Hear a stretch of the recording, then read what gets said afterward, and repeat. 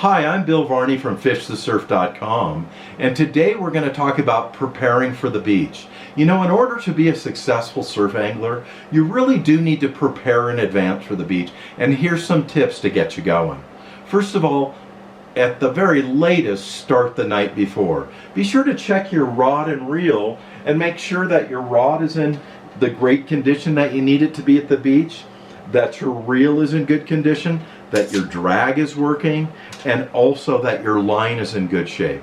If your line is not in good shape and it's maybe the beginning of your surf fishing season, it's time to replace all the line on your reel, and then keep your eye on your reel during the summer or your surf fishing period, and when the line starts to fade, it's time to replace that line. So check your rod and reel combination, make sure that's ready to go, check your drag and try to set your drag, and then make sure your line is in fantastic condition. The second thing that you want to do is you want to get your bait ready in advance.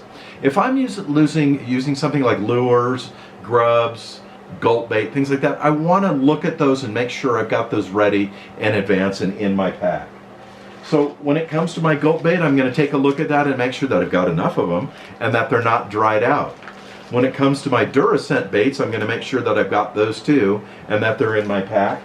And then if I'm also going to be fishing with grubs, I'm going to make sure that I have my packs of grubs in several different colors. Then when it comes to live baits, for example, if I had clams or mussels, I would want to shuck those clams and mussels the night before I go. I want to save the juice from them and put both the juice and the inside of those into a Ziploc bag and then put that in the refrigerator so it's nice and cool and fresh for the morning the next day.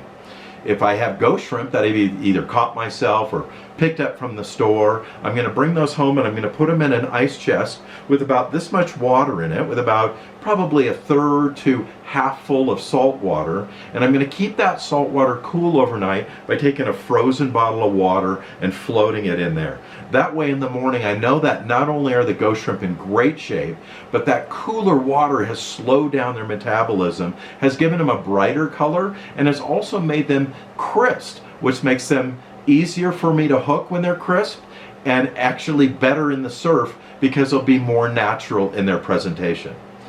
And then the next thing would be sand crabs and sidewinder crabs. When I go down to the beach and catch those, and I know with sand crabs I can maybe only keep those crabs 3 or 4 days, I'm also going to pick up a bottle of salt water while I'm down there. I'm going to cool it by keeping it in my refrigerator, and then twice a day in the morning and the evening I'm going to rinse those crabs off and then pour off that excess water to make sure that they stay cool and they're ready to go the next day. The next thing that I'm going to do is I'm going to pre-tie leaders in advance. If you remember from some of my other videos, I have different size leaders depending on the size of the surf. The bigger the surf, the shorter my leader. The smaller the surf, the longer my leader. So what I'm going to do is I'm going to tie between 6 and 12 leaders in advance. I'm going to put them on a leader holder like this. Very simple. This is neoprene. It's got little cuts in the bottom of here which allows you to put the line around it and then hold the line into place. You can also make one of these out of cardboard. They're very easy to make. Just cut a little square and cut some slits in one side of it and you're ready to go. So what I'm going to do is I'm going to tie probably 6 to 12 leaders, anywhere from about 10 inches in length to 24 or 26 inches in length, and have them ready. The reason I want to do that is the last thing I want to do is be down at the beach first thing in the morning when the light is really, really low and very difficult to see, and most likely the fish are biting, and I'm spending 20 minutes or half an hour tying a leader. This way they're tied in advance, so if you break off a leader, you need to cut off your hook to let the fish go. The line breaks, you get a knot in it, you're ready to go. You can take one of your leaders, put it right on your line, you're ready to cast out and catch another fish. So tie your leaders in advance, put them on a leader holder, you'll be ready to go. The next thing that you want to remember in preparing for the beach is get your camera ready in advance. So you might be using your phone, you might be using a standalone camera. The thing to remember with those is you want to make sure that A, the batteries are already charged, you have fully charged batteries, and B, and really importantly, something so easily forgotten, is clean the lens off the night before you go to the beach, so that when you go to take that picture, you're ready to go and there's no spots on your lens. So prepare your camera, your batteries, clean your lens.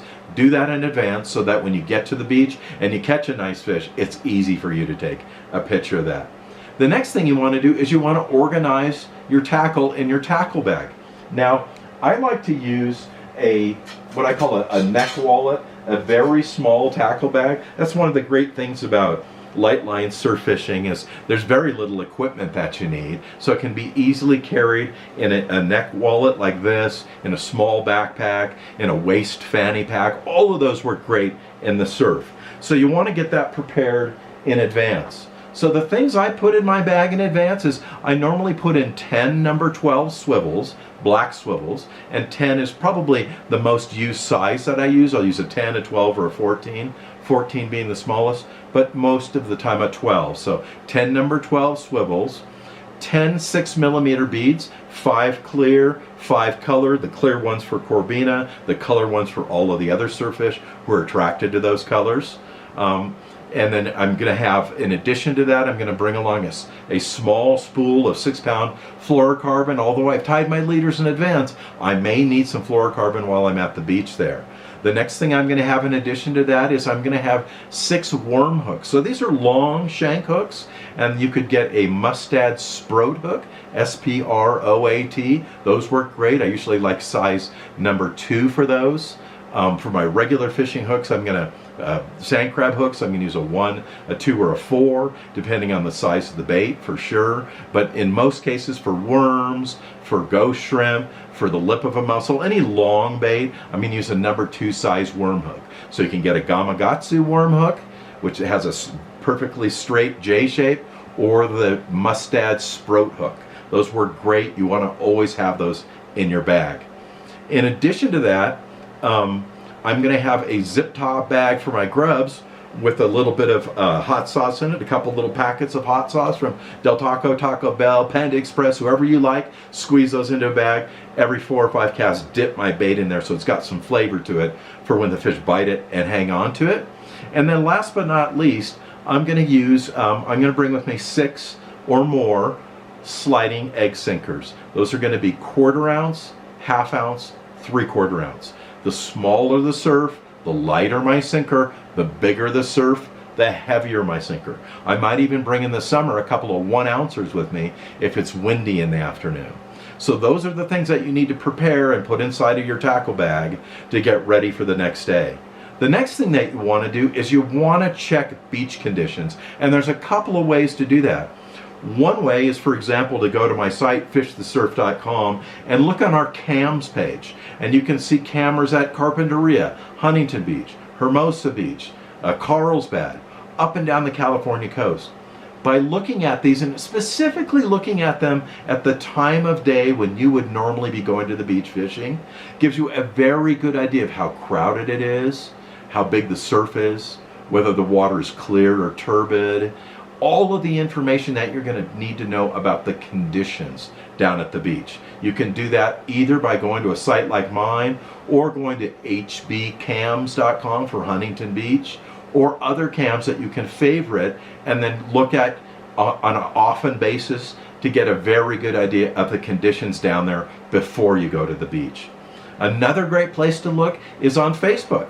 If you check out Facebook and look for the fish reports on things like California surf fishing, go into the search box, type in California surf fishing, West Coast surf fishing, there'll be numerous reports on there from beaches up and down the coast of fish caught, equipment used, tackle used, conditions. All of that information is going to help you become a better surf angler because you'll know what to expect the next day when you go down to the beach. So check the beach conditions before you go. And I normally start checking my beach conditions about a week or 5 days before I actually go down surf fishing. So I'm familiar on each day of how it is and how maybe it's changed between the days. The next thing you want to check out is your waves. The surf forecast is very important. You want to know the direction of the swell, the size of the swell, and the duration between swells. So the closer the duration is between swells, the more waves there's going to be, the more turbulent it will be. The longer duration between swells has nothing to do with the size of the swell, but will have a lot to do with the current created by the swell. So if you go to sites like wavecast.com or fishweather.com, these are great places to go and get information about the upcoming swells. Not only what's happening today and tomorrow, but a lot of these sites will take you out 10, 15, 20 days in the future, especially when it's concerning swells, because the information that comes from those is generally from buoys, and that's very accurate information. You'll be able to learn well in advance how big the surf is. So for example, if there's a big swell coming in and it's coming from the north, you know that you want to fish on a south-facing beach. So use that swell information to prepare for the next day. The next thing that you want to do is you want to check the tides. What's important is you want to have a good tide chart like this, or there's many online. You may download an app to your phone, but a great tide chart like this allows you to see an entire month in advance of tides so that you can prepare for what tides you want to fish. If I want to fish for Corbina, I'm normally going to fish about an hour or maybe 2 hours after low tide up to high tide. So I'll be looking at my calendar here and the graphic tide chart to figure out what time of day in the morning and the evening, what days of the week and days of the month are going to be best for fishing for that. If I'm fishing for halibut, on the other hand, I'm looking for very small tidal changes. And so I would look at my calendar, and in a week where I saw very, very small tidal changes, like this very first few days of the month, I would know that those would be particularly good days for surf fishing. So looking at your tide chart, planning out your day based on the tide chart is very, very important to surf fishing. Tide is probably one of the most important things that we look at when we're down there surf fishing. And then last but not least, the very last thing that you want to look at is the weather report at places like weather.com and so forth. This will allow you to know if there's an incoming storm, what the winds are going to be like in the morning and the afternoon, and that weather will allow you to prepare for the day. If you see that there's a big storm coming, it's really smart for you to go fishing before that storm gets here, because as that low pressure gangs up and collects along the coast, that pressure really turns on fish to feed, and they will forage right before that storm comes in. Sometimes some of our very best bites are right before a big storm. And then if you know there's going to be a big storm in the morning and it's going to be rough and there's going to be big surf, then you know it's not time to go down to the beach that day. So take all of these tips, put them together, do a little research and preparation the day or days before you go surf fishing, and I guarantee you, you'll be a much better surf angler.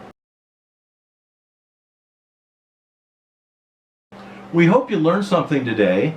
To find out more about surf fishing, check out fishthesurf.com. To see the equipment that I use on the beach every single day, go to my store, surffishtackle.com.